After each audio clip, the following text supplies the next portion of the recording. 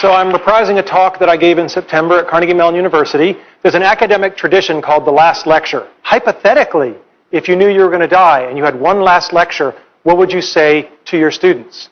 Well, for me, there's an elephant in the room. And the elephant in the room is that for me, it wasn't hypothetical. I've been fighting pancreatic cancer. It has now come back after surgery, chemotherapy, and radiation. And the doctors tell me there's nothing more to do and I have months to live. These are my most recent CT scans. The pancreatic cancer has spread to my liver. There are approximately 12 tumors. I don't like this. I have 3 little kids. Let's be clear. This stinks. But I can't do anything about the fact that I'm going to die. I'm pursuing medical treatments, but I pretty much know how this movie's going to end. And I can't control the cards I'm dealt, just how I play the hands.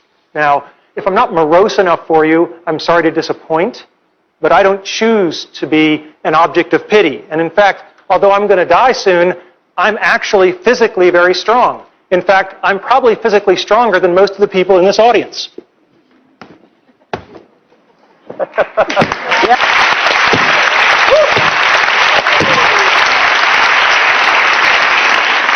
So, today's talk is not about death.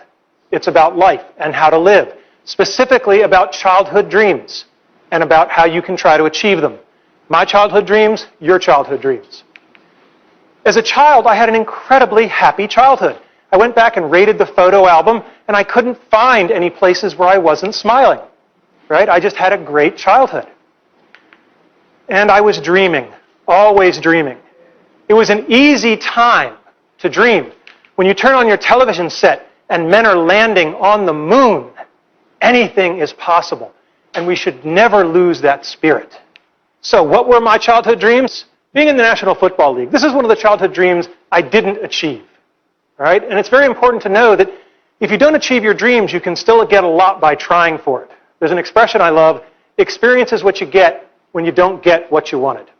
Now, I played Little League football for a long time, and I had a phenomenal coach, Coach Jim Graham, and he was old school. When I was at a practice, he rode me all practice. You know, you're doing it wrong, go back, do it again. You're sloughing off, you owe me push-ups. Just for 2 hours, it was relentless.